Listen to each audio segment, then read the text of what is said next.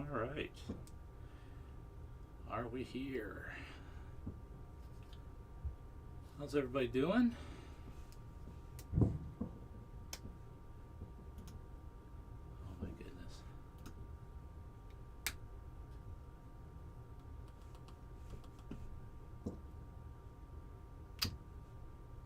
So I am. There we go. All right. Thanks, Alec. Making me make sure I got my stuff together here.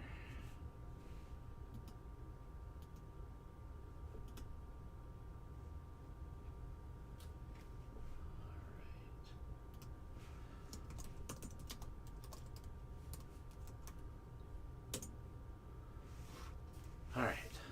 Yeah, it's working. Hey, how's Kentucky doing?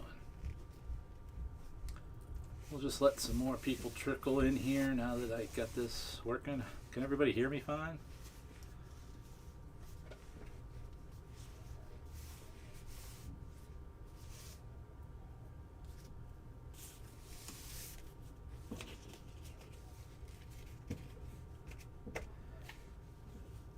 I hope it's warmer where you are than it is here. It's getting cold in Ohio.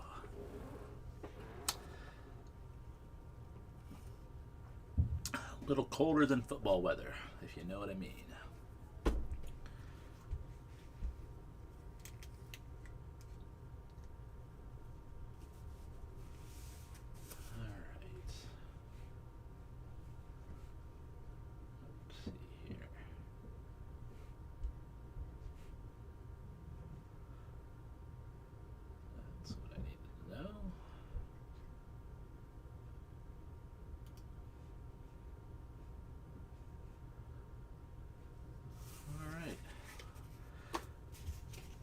Jerry Chew, hey man, how you doing? You living large? How many of those cars you got these days? Every time I see one, I'm curious. If you bought a whole fleet of them by now. Anyway, Anthony, you asked a question earlier about do I know Hong Kong comics? I do know Jade Man comics, and I know Solar Lord and Ku Fuklong. I love that stuff. Love it. I wish more of it was over here. This stuff's amazing. But yeah, Jade Man Comics was a big one. I had all that stuff. It was really cool.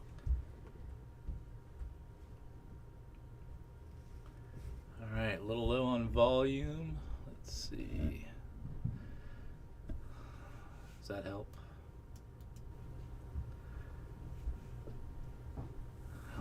This closer to me and see if that helps. I apologize, and I'm still kicking the tires, folks.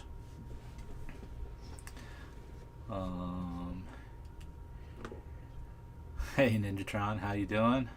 Rodimus Primal. Yeah, home with Devo, absolutely. Akron is, things are happening in Akron because you got to make things happen in Akron. That's the nice thing about Akron. Nothing else going on unless you make it go on.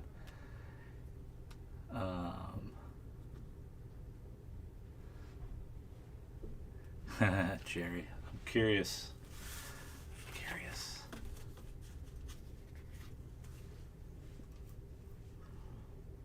All right.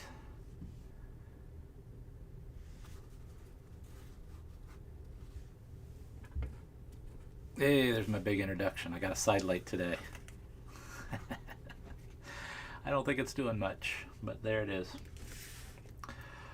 All right. Well, I'm just going to start rambling on. I figure I'll talk for about, I don't know, however long it takes to talk about what I remember about visiting Japan and working over there. Show some photos, and then we can just, Q&A it and talk, whatever. So yeah, we can just go from there. It's a Friday night hang, man. Peoples, we don't have anything too pressing to cover. I'm not the news guy. If anything, I'm the historical, let me tell you why it was the way it was kind of guy. Anyway, I started going to Japan in 2001 when I got put on that Transformers team. During the adaptation of RID, there wasn't a lot of need to really go to Japan because it was already done. The products were already they just needed updated, reformatted for English and global language, updated packaging. We adjusted some colors, of course, changed names. And so there really wasn't a need for me to go in 2001. I think I've told this story in one of the Toy Armada long-form Armada episodes, but I finagled my way there in 2001 to go to Tokyo Toy Fair, which was always followed by Tomy Takara meetings, or Takara meetings in those days. So I finagled my way over there using my own airline points and things. And it was, everything you hear about Japan, it was right away. It was amazing, it was jarring, it was futuristic, but yet kind of through a veneer, of language barrier and communication barrier, and even, the letters, and you can't, if you don't know what you're reading, you don't know what you're reading. Other European countries, you can kind of fake it, right? So you land in Tokyo, which Narita Airport, which is nowhere near Tokyo. You got to ride the train or a bus, depending on where you're going. We'd always ride the bus in. Taking a taxi is way too expensive. So you have another hour and a half, sometimes maybe more, depending on the traffic in Tokyo, to get to the hotel. We always stayed in downtown Ginza area at the Imperial Hotel. So I'll get into that stuff if we want to, the hotels and stuff, but that's just international travel. But what was interesting about those trips is going, to Big Sight and going to the Tokyo Toy Fair. After that, having my first meals in Japanese restaurants and things like that, which was, for a Midwestern guy, eye-opening, but all really good. The things I really liked about just going there all the time was that it was very organized. If we made a plan, we could get to where you needed to go, which was important because I'm going to talk mostly about the summer of 2001 when I was working on Armada. So I went over by myself after this other trip in February at Toy Fair timing. Went over there. Yoke-san picked me up, which was really awesome, and took me to the Takara dormitory. This was a Sunday at this point. I was going to come in on a Saturday, but I was delayed a day. And the Takara dormitory, for those who don't know, Japan's pay structure is a little different. You're paid for your even if per industry it's different pay, but you're paid for your years served and kind of an acknowledgement of building skills and knowledge and whatnot. So no one gets hired and all of a sudden has an inflated salary. So as we all know, Tokyo is incredibly expensive to live in, and so there really isn't low cost housing per se, and no company is going to pay a low rank employee enough to kind of do that, to live in some sort of apartment, usually. So a lot of companies, particularly manufacturing companies, is my understanding, would have dormitories where guys from all over, in this case I was in a male dormitory, so I don't know anything about what happened with the females, women, but this was a way for designers and engineers in their early years that come from all over Japan to be able to stay in Tokyo, and in a way I guess the company has some oversight into their life, but they're also well taken care of and have a place to be, and they feel comfortable. They're not going to be always worrying about housing and this month's rent going up, or finding a new roommate, those kinds of things that I know we deal with in America. So I got to the dormitory, met the dormitory kind of head house of guy, which was a lot of fun. And it was really cool. It was he's a hot plate or anything, so you couldn't really cook, so it wasn't even an efficiency. I got some photos here. I meant to scan them, but I didn't quite have time.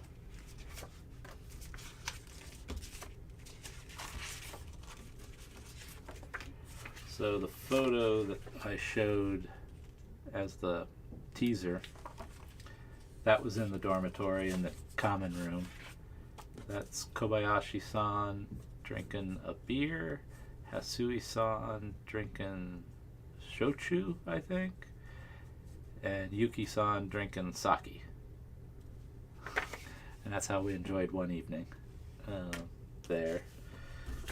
It's a weird photo, but that was the sink. Overhung the bathroom, the tub a little bit. Interesting. It's another terrible photo. Probably shouldn't even show it. That was my view. Had a little desk at the end, kind of long. I was fortunate they gave me a corner one. They gave me a little more space and light.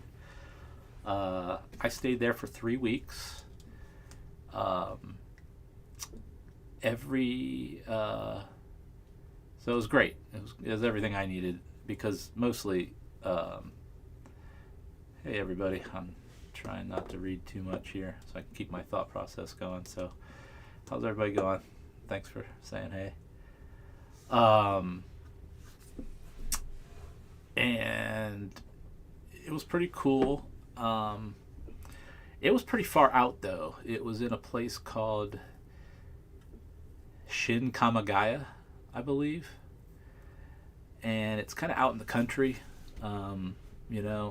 Like if you get further away from cities and stuff, it was kind of farmlands and unpruned trees and, more rustic for Japan anyway.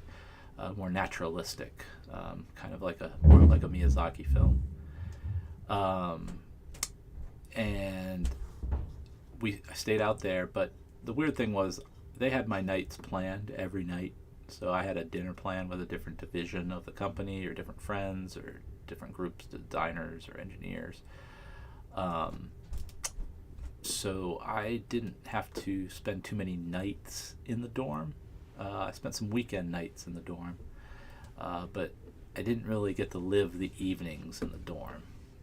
I'd come home and clean up and whatever, and just go to sleep. So it wasn't too many nights where I got to get dinner with the guys and drink beers down in the lobby and all that. So I really don't know how that side of it went, unfortunately. It was a 2-train exchange trip away from Alto, Japan. AOTO, I think. So it was pretty far out there. And that I've told the story where me and Yuki-san had a car, which was the first time I'd seen GPS in a car, built into a car, telling us our destination and everything. It meowed like a cat when we got to Takara. I thought that was funny. And Shiragami-san would ride with us, and we'd have a good time riding in. So my experiences while I lived at the dorm was riding in the car, and then in the evening kind of getting directed to the correct train, which was right next to the dorm. So as long as I got on the right train and it got off at the right stop, I couldn't miss the dorm, so that was fine. And that was really cool.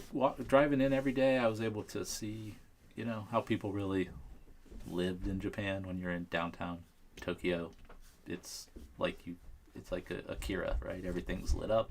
There's signs everywhere, amazing showrooms and stuff. you know, but that's not how people live every day. That's an extreme vision, right? So driving in the kind of more countryside and the far east of Tokyo was kind of nice. It was a different vibe. So my experiences mostly in Tokyo are either that extreme downtown Ginza, a little bit of Ueno, which was a different trip, and then kind of out further. So trying to think what else would be cool to talk about when you there's a huge language barrier, so etiquette's always a big deal. Trying to not impose yourself on the wrong people who are going to feel obliged to help you or whatnot, because it can get that way sometimes. Let's see. Don't know what I want to talk about exactly. One of the fun things that I enjoyed was going bowling in Japan. That was a good crew, a bunch of us. That's almost everybody from the design and marketing team and engineering team on Transformers at one point. That's a good photo. Good memories with that crew. But the best part of Japanese bowling are the shoes. Look at those shoes. They have different colors based on the sizes. When I tell you, I negotiated with a owner of a bowling alley in Japan, I don't know, maybe 20 minutes with some of the marketers of Takara trying to get a pair of shoes to come home. And apparently they're all bought in sets, and if you lose one, you can't just buy one more pair, of course. It seems very Japanese to me too.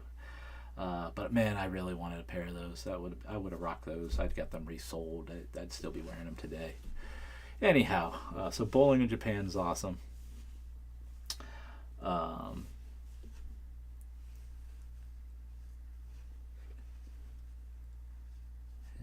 seeing if anything.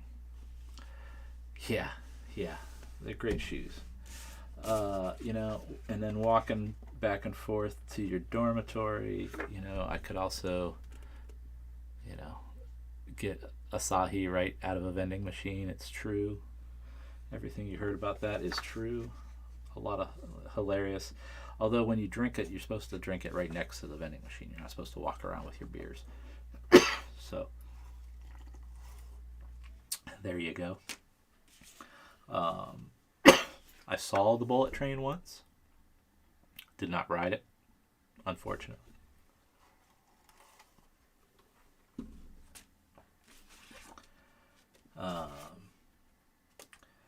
But mostly when you're in Japan, for me anyway, me and my boss, we enjoyed riding the subway. If you kind of knew, if you could read the characters well enough and kind of understood direction well enough, we weren't afraid to ride the subway to Akihabara or Shinjuku or somewhere. That was cool. Some people were afraid of that. Some people didn't want to go by themselves anywhere because it was just too much of a barrier. That didn't bother me.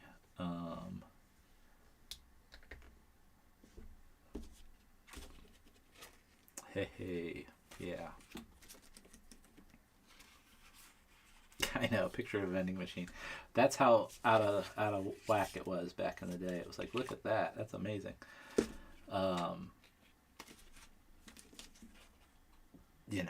Taking pictures of stuff you never thought you'd see. Actually, this is a funny story. Takara set me up back in 2002, I think, with a phone so that I could text Yoke-san and I could call back to the office also. So when I got into Tokyo, I would get this phone. And this was 2002, and it played TV, color broadcast TV. And I'm not exactly sure how it worked, but when I brought it home, I could watch CBS on this phone, a flip phone, in color during the day. It was the craziest thing. I still am not sure how that worked, but that's how they were texting and had all that stuff. Anyway, so there was a lot of interesting things to see. The vending machines were just one of them. Going to the fish market, and the grown man and woman's hand there. That's how big those tuna are. A lot of cool. But the best part for me, obviously, was working with Takara and doing all that. We would go out to lunch, different place every day. Always good food. That was nice.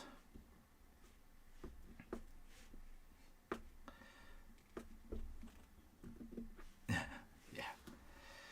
They should have a convention on a bullet train. That would be funny. But really, most of the time was spent, working in the office and, hanging out, having a good time after the office, climbing Mount Fuji, which is fun. Going to baseball games, can't tell, but that's at the Giants stadium. So they really took care of me when I was over there. But I tell people when they want to travel there, you either really have to study or you have I think of it as an ambassador or somebody that'll help guide you and get you into places and show you where to go, because man, it would be wildly daunting to try to figure it all out on your own. Even after we knew where places were that we liked, we'd still have trouble finding them and kind of navigating them. But everybody was always very pleasant and wanted to be helpful, and we weren't trying. I was never in a group that was trying to be Americans and pushy and kind of, let's try this. We kind of knew what we wanted to do so that we wouldn't embarrass or confuse anybody with what we were trying to do, because the etiquette in Japan does matter, the decorum, and if you don't know what's going on, it only causes confusion and somebody could act the wrong way. So you try not to engage so we always behaved ourselves. Yeah, all right. Wow. Let's see. There's crazy thing. That's my friend Wayne. Look at that. They just outside the police station. They just had a bike hanging out. I don't know if you're supposed to get on it or not. We never did figure that out, but that's the kind of goofy, dumb foreigner stuff you could get away with, in a way. He's a big guy, too. Really funny. I really liked drinking out of these giant Asahi, barrels. That's Hira-san and his wife. That was at the end of a party at Yoke-san's home, which was a great honor to be able to spend an evening barbecuing and talking and laughing and eating and drinking. So that was awesome. I probably did, I don't know, I gotta look on my passports, 26 to 30 trips in 10, 12 years. I was there every couple of months, it seemed, certainly 3-4 times a year. And I got used to the travel, but the jet lag was killer, and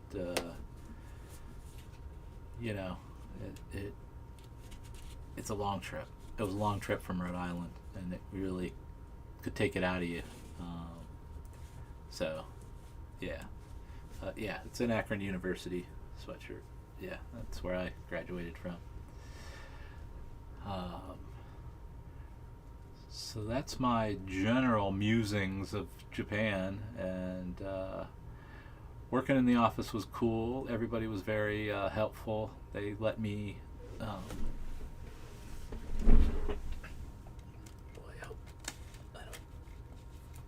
my whole display here.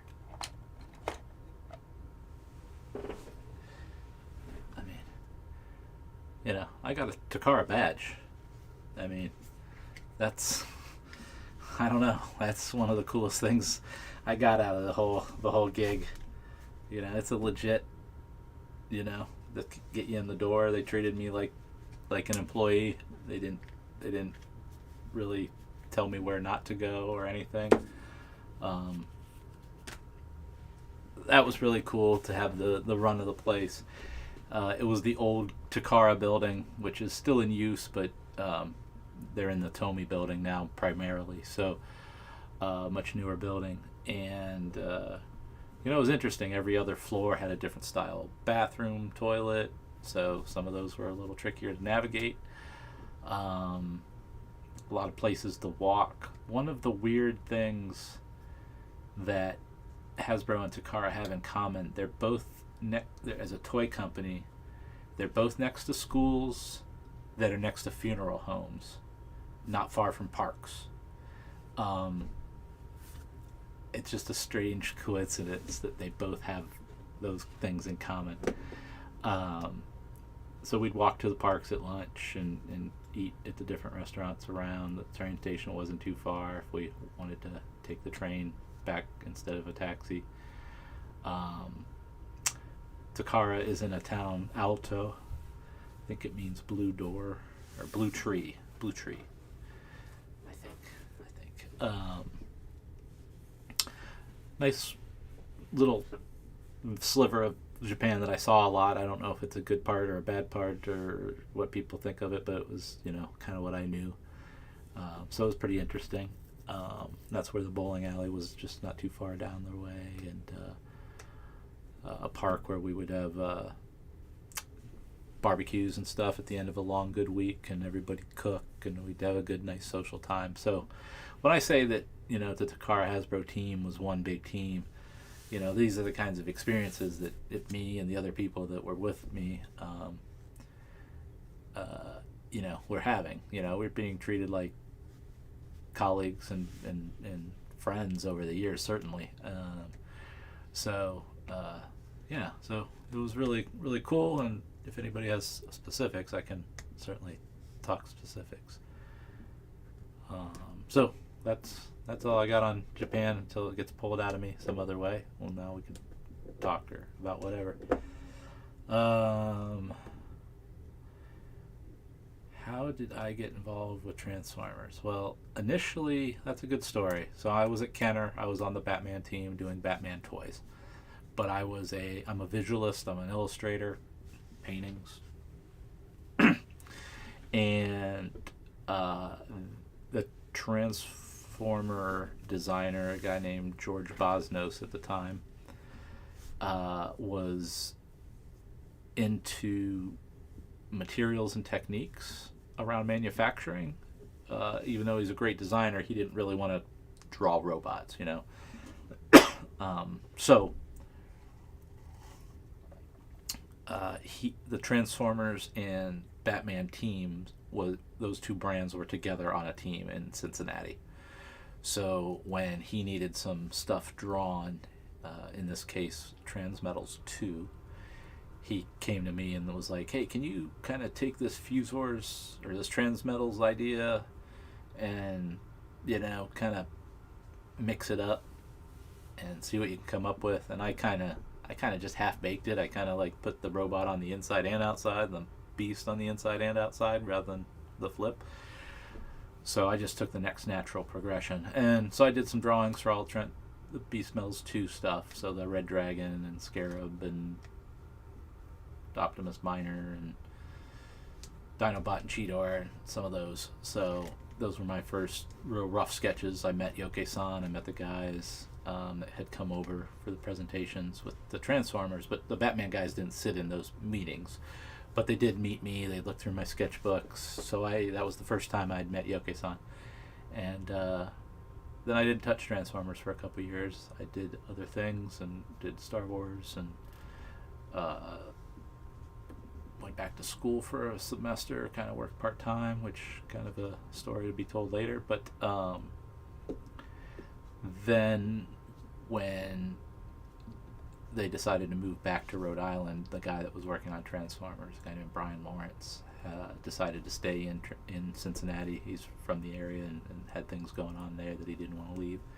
So because of my experience with being around the Transformers team in general for those years on Batman, having been a licensing partner with Lucasfilm, DC, Warner Brothers, and 20th Century Fox with Alien Resurrection, I was kind of a licensing guy, and that's a relationship thing.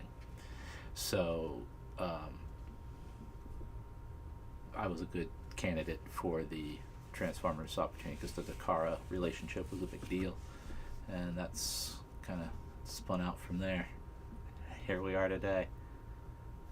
Man, all right. I like these tests. Cheesier Skylinks, dumb or dumb fun? Any given day it can be either of those. Man, that's a tough one. I got it sitting right there.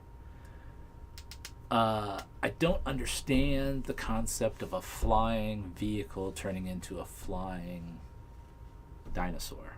Like it's not really a transformation in the classic sense. And I know it's not a classic Transformer either, right? It was bought from a different company. So I feel that it is not built in the same concepts as the rest of the line. So it just sticks out to me, and that's why I tend to think of it as dumb. How about that? Was it tough being disconnected from family for so long? Yeah, I would go out there for 3 weeks at a time, 2 weeks at a time, over weekends, for sure. I had a cat, okay? So it was a great time. I didn't get married till my mid-30s, so I was able to pull this off where I could be committed to go to this and do this kind of mission. Very mission specific. It's like a deployment and stuff. I don't want to insinuate it's like the military in any way, but it is going off to take care of business. And yeah, it is tough if you had a family. And once I had a daughter and a family, I kind of didn't want to do it to that same level. That's for sure. Had other priorities. What did Takara think of Pawtucket? Well, when they visited us in Pawtucket, we tried to take them to the best restaurants we could. I think they knew what they were getting into. They'd been there for so long, so we ate a lot of great seafood. I know that's not your thing, Jerry, but we went to the best seafood and steak places we could get. So, man, yeah. So that was good enough. Hey, everybody. How do I know Hong Kong comics? They kind of became big in the late 80s, 90s. The Jade Man comics particularly got distributed over here, and I bought a ton of them. Like I said, I don't know, I got a couple of the, I don't know if this one's familiar. This I think is Korean, if I'm not mistaken. Maybe it's, forgive me if I got that wrong. But yeah, I love this guy's stuff. If you look at the paintings behind me, you can. I love this stuff. Great color and action. That's what I like about it. Hong Kong comics have the action. Anyway, there you go, Anthony.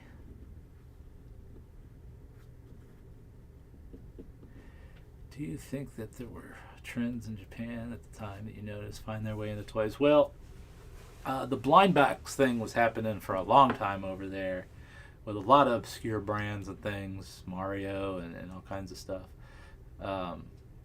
That's one that took some time to get over here.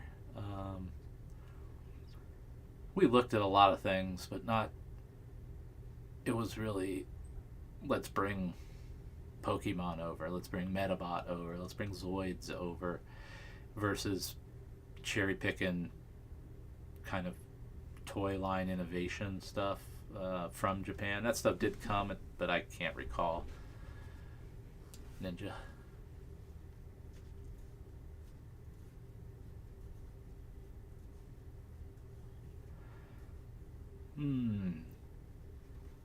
Cheesier. Any alt modes you wanted to do in Armada or other lines that you couldn't for one reason or another? No, and I don't think of the word couldn't is right either. We were in charge. We were creatively allowed to make those decisions. It wasn't like there was somebody saying, you need more sports cars, most of the time. So it was really up to us. So we did a lot of things we wanted to do. It's only been in long view that I look back and I go, oh, we could have done this, that, or the other maybe. Maybe I'll talk about that in a different way, but it should be rambling right now. But no, there's not other alt modes. Takara would tell you they wish there was some trains in any of the lines that we did. We got close a couple times and kind of faked it a few times with the Mega Supreme and stuff, but yeah. What is your favorite Transformers character and favorite toy? Well, favorite toy was probably as a kid Perceptor, which I really liked the idea that it was a microscope.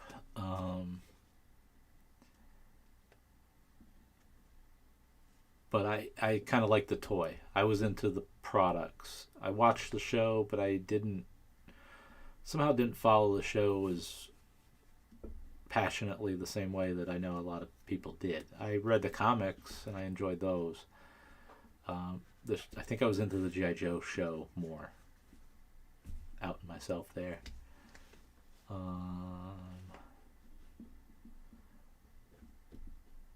Man, these are good questions. I don't want to skip them, but some of them are almost too much.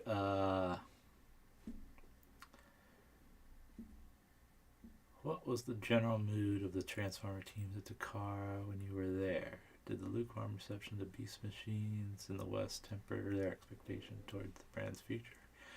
That's a good question. I think they always knew they made great products. They had great innovation, great models, great ability to do different costing and features all the way through Beast Wars and Animorphs, Beast Machines. Great products. They're masters at the form. They just didn't know what they wanted to do next, and Hasbro didn't know what it wanted to do next, and it was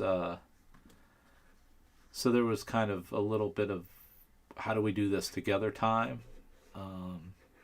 So the general mood was, can we make this work? And like I said last week, I'm a creative person. I'm up for, let's figure this out. As long as no one's too dug in, let's what do we need to do here? And so that, I think I was the right person, I guess, maybe to broach that co-development in a way that we could be creative together and try new things, and I could be respectful, and we could go back and look at old things they had presented and pull them back out and make them fresh again. But make no mistake, their designers are proud and have every right to be. Jima-san, who runs the team now over there, he knows everything he ever needs to know. He's a professional Transformers guy. So, and they should have pride in what they do. So that's another reason I wanted to kind of start my lives with the Japan of it all.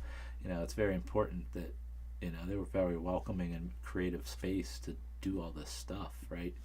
Working together with, some crazy guy from America whose company's, letting him drive the boat, and we found some good common ground and kind of created a bunch of fun stuff together. So that's how I see that. Seems like my job was half designer, half brand marketer, half brand world builder, which involve design and story, which all that has to be tied to a business plan. You'll hear me talk about that a lot. I'm not an airy-fairy designer, just want to make stuff. Let's make stuff for a good reason. So I was lockstep with the marketing plan, the business plan, which made me, good person to have in the room creatively, because I could make sure that we stayed on overall track. And that got built into everybody who had my job kind of subsequently.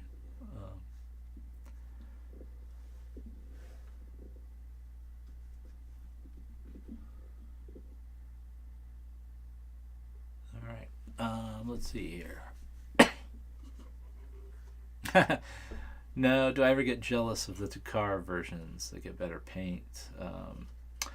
No, you got to be very practical in toys. It's not a beauty show. It's not a competition in that regard. It's getting the job done for your company to make the money that you're trying to make, and that affects one's pay and bonuses and all of that. So you try to keep it to where it needs to be. So if that means Hasbro lost some deco, or maybe Takara thought maybe the Hasbro version was too scant and wanted to add some, that just affected their costing. And so I'm very practical that way. You could always make everything better. You could always add 100 more paint ops. You could always add more articulation. You could always add more scale. But you can't. You have to work within a certain box to meet a target, meet a customer, meet, something. So you just live with that. And that's fine. That's fine.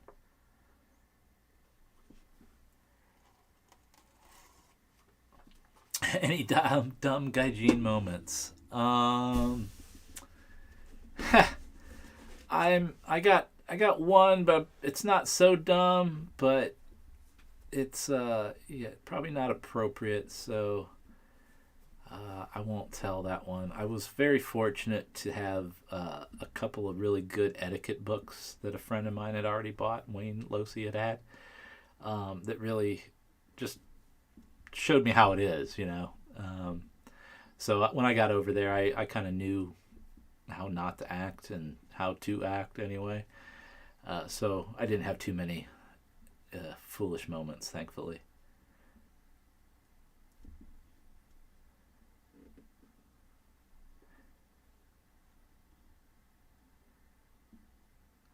If I could redo any one of my old figures that I wasn't entirely fond of, I don't know. I'm really hoping they remake Vector Prime, but I was fond of him anyway.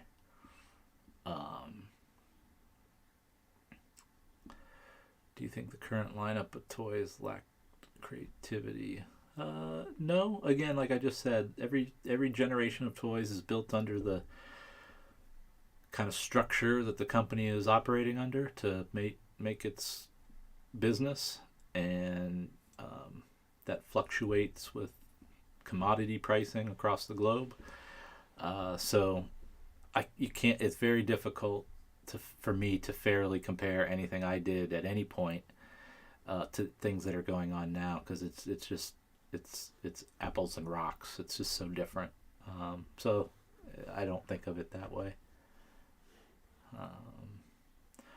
Are you a fan of Dan Figueroa's designs, including the unproduced G.I. Joe designs? I'm not sure I quite remember the G.I. Joe ones. I think I do remember he did some, but Don's great. Don's always been great. He's got a clean G1 look. I used him for 20th anniversary and veneering a lot of guys along the way. It was a great help. Brought him into the movie production office a couple days to just sit down and do what he does and let the guys kind of live the Transformers thing in the art department. So yeah, haven't talked to him in a few years, but I like that he's showing his stuff on Twitter and whatnot. So that's cool.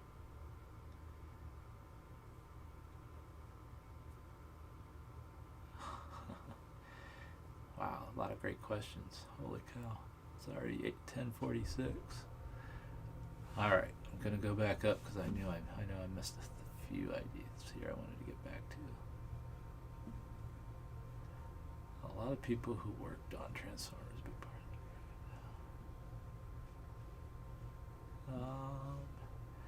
Well, mainstream again. I'm a big box guy, so mainstream to me is a little bigger than what you might think it is. But third party's catching up. I mean, in a way, some.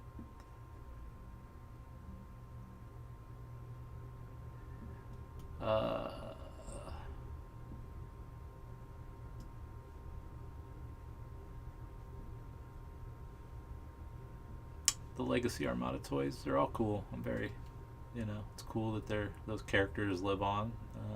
You know, whole generation grew up with that trilogy, and that's the characters they're going to want to see. So I'm glad they're doing them.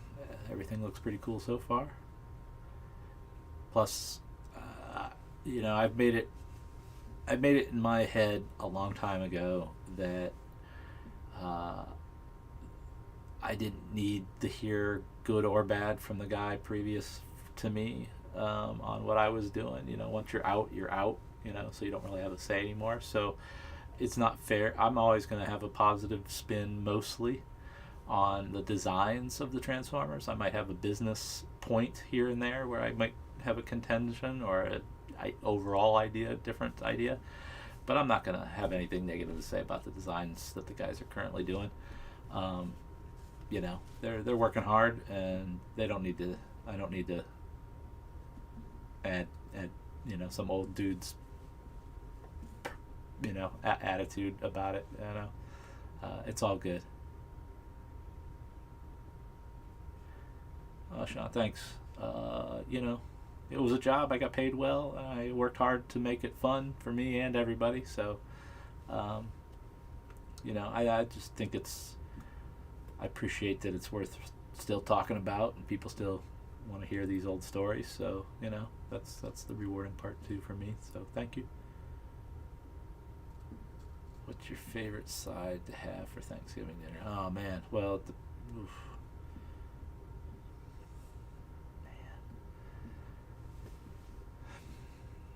mashed potatoes.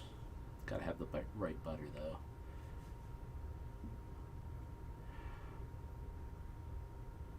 Oh, robot and package guy or vehicle and package guy? I'm old school. I like the vehicles. I like the robot to be a mystery that you're trying to get. You're trying to get the reward of the vehicle kind of packaging to open up to reveal your new character.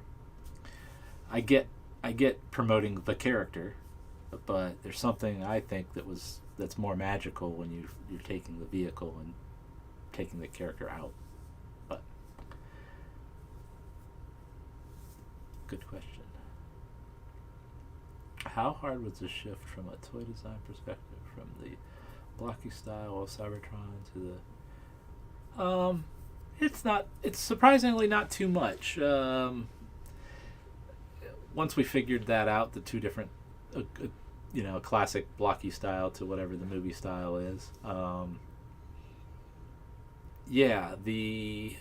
It's really just the design that goes around it.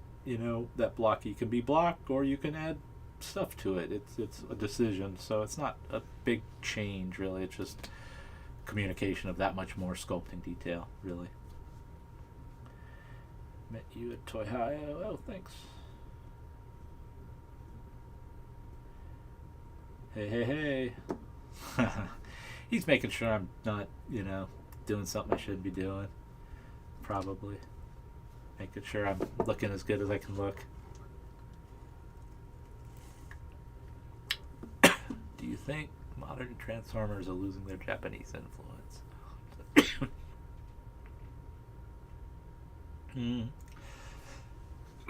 Excuse me.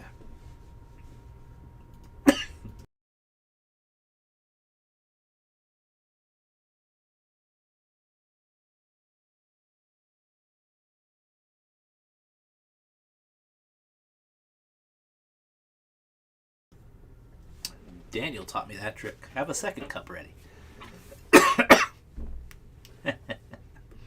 Anyway, I'm about scratchy throat all day.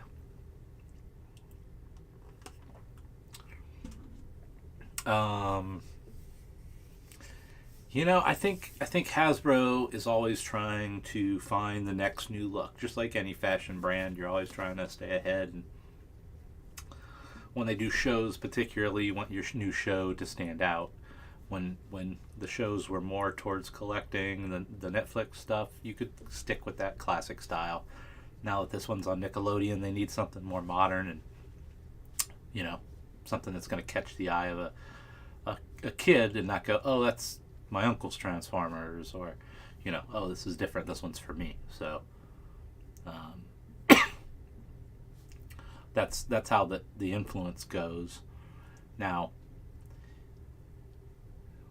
one could quabble over what Japanese influence means. I think we're a far way from its core original influences. Some characters retain that. Optimus still has the super robot vibe, and I don't mean super combined, I mean just a classic 70s kind of robot physique, but not all of them do anymore. That's a deeper conversation, probably, with some pros more suited to talk about it better than me, like Ninjatron, for instance. But yeah. Yeah, right? I do like the vehicles.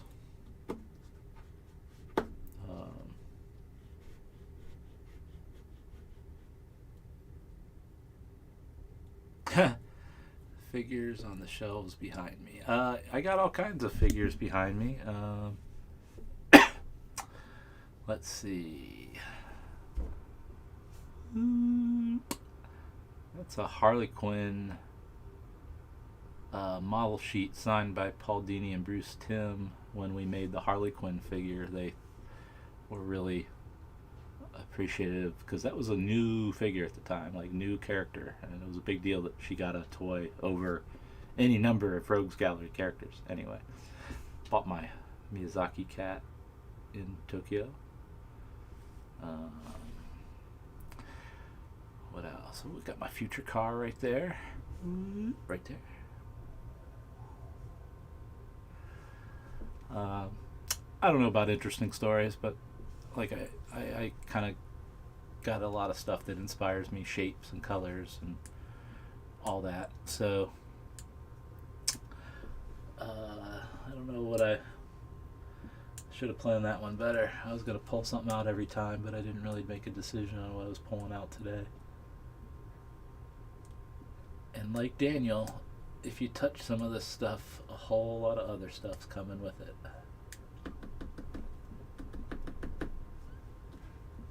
Well, I think I got an idea.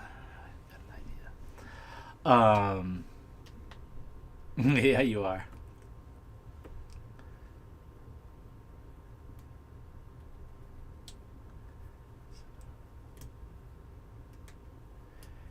Yeah, the Japanese ones are more angled back. That is true.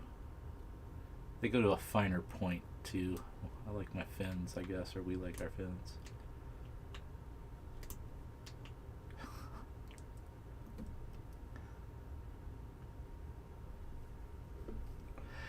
Once Evangelion came out, that broke the mold for Japanese. I mean, there's a lot of things, 7 stories, and any number of them. I mean, we could geek out, I am sure, about things that broke the Japanese robot model, but those two stick out for me.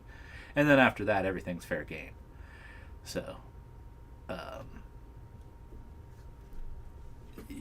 but Optimus, Starscream, I guess Soundwave, maybe. I'm not sure Bumblebee even fits the Japanese vernacular, but maybe we'll keep coming back to that one, huh?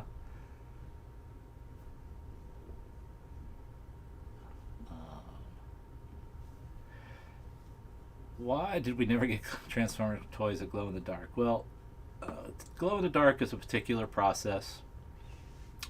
Not unlike your gold plastic syndrome, it is an irritant in the plastic that gets added, and you want it to glow, so you want it to really work. You're going to put a lot of glow in it, and it's going to become fragile. If you look at a lot of glow-in-the-dark stuff, classic glow-in-the-dark stuff, I think there's some newer things that people are using now, that blue and different stuff.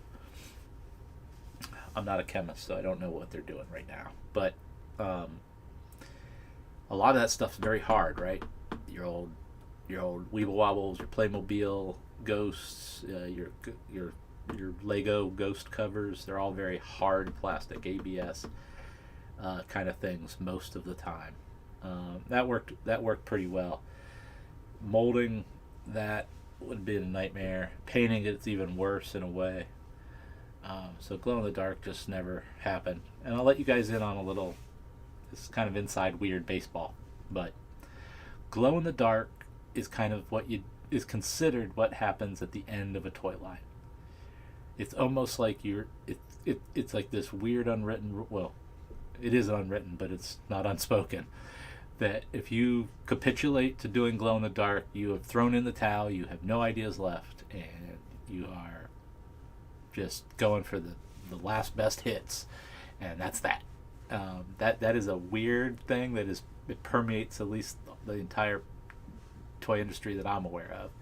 So that's another reason you don't really see glow in the dark too often, because it's kind of like a sign of things not going well. So there you go.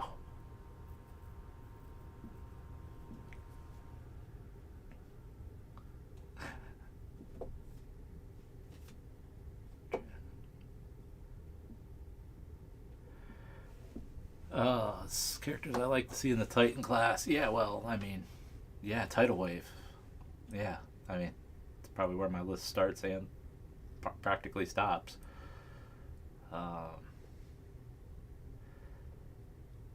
When did Hasbro start to be cautious about GPS? I'm not sure. I mean, they must know now. I didn't know, and Takara didn't. I don't know. I don't know what happened there as far as that goes, but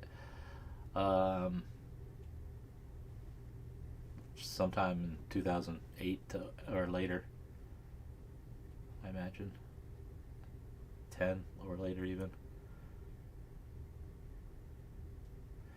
Yeah, glow in the dark's tricky, and it's kind of chemically, so you gotta watch. Like, you gotta it's a different process. So.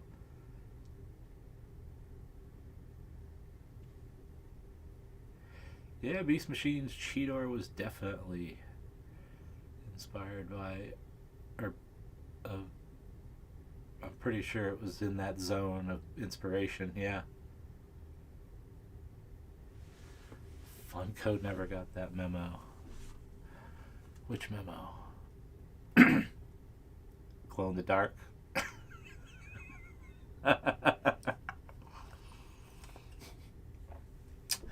Hey, look. Right there. Oh God. Right there. That's my glow in the dark. I got a Super 7 Scare Glow. I got a Swamp Thing, a Shay Khan figure, a Batman watch from the 90s, and a bunch of Lego parts, a Hot Wheels car, a rubber duck, anything that I could find that glows. Yeah, so I got a little glow section.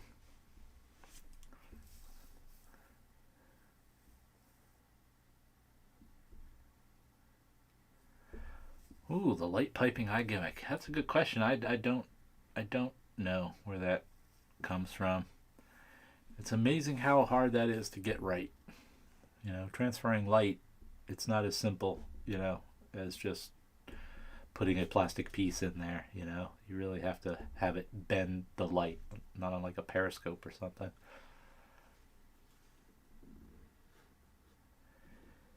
Did I ever work directly with the voice actors? No. That was a reach beyond a reach for what I needed to ever get into. I'd sit with maybe some of the heads of the productions that might, in general terms, talk about the types of voices we're hoping to get, or names they're throwing out of who they're looking to put in. But But no, I sat in some sessions, but I just to sit in on them. I had no oversight, thankfully. That is not my thing. But I met. I was there for a Rekar animated record, so I met Weird Al Yankovic on the street in front of Cartoon Network in Burbank. So that was really cool, and so I got to meet Tom Kenny and SpongeBob and the guy who plays Patrick, and so that was really cool. But nothing directly. Did Armada Unicron win Toy of the Year in Toy Fair magazine? I don't know. We were always so busy on what's next that it was, the rewards and stuff. I couldn't remember what Vector Prime color scheme. The Japanese one's pretty good because it's more contrasty. Same concept, just different contrast, really. Ooh, favorite toy feature gimmick of all time. I'll talk about that later. That's a good one.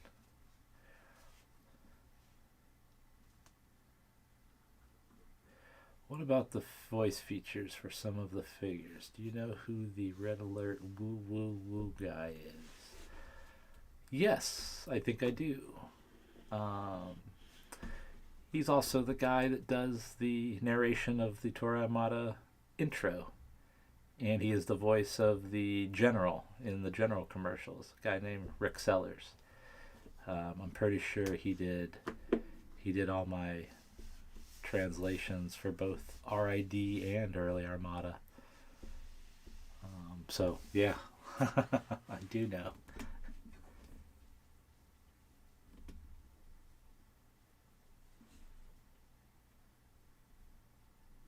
Yeah. The last toy I had a hand in before leaving designing toys, I was there a few years, just wasn't responsible for toy product.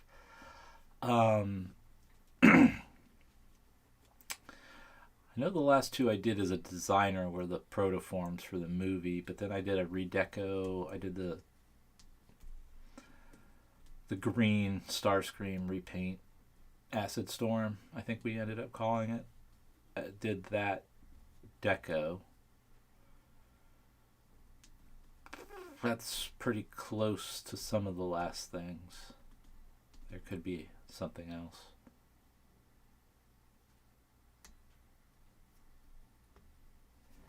No, Botanica was out of people's minds. I mean, we really weren't, like, it's generational, right? So we were in there's no one asking for Beast Wars stuff other than the core, people, but they understood other things were afoot. So no, we didn't really, Beast Machines was kind of, I came in because of the bad performance of Beast Machines, so I likely wasn't going to be a person promoting Beast Machines, if you know what I mean. So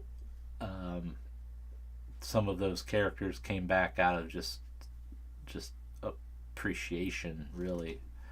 Like Strika got put in the animated season 3 battle and stuff like that. Acid Storm Deluxe, not the masterpiece. Any face molds that are based on real people? No. Well, thank you. All right. Well, we are after 11, so I am going to call it for tonight. A lot of good questions. I appreciate all that. I don't know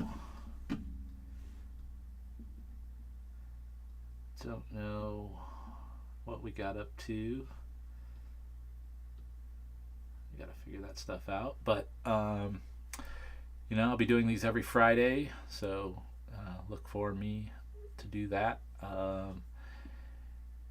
Get us ramped up with more, be able to interact a little bit more as Proto Man and I do the long form things that take us and him really editing it a lot longer than you guys want to wait. So this is a nice way to keep interacting. And I will be doing it after Thanksgiving, the Friday after Thanksgiving, so that ought to be fun.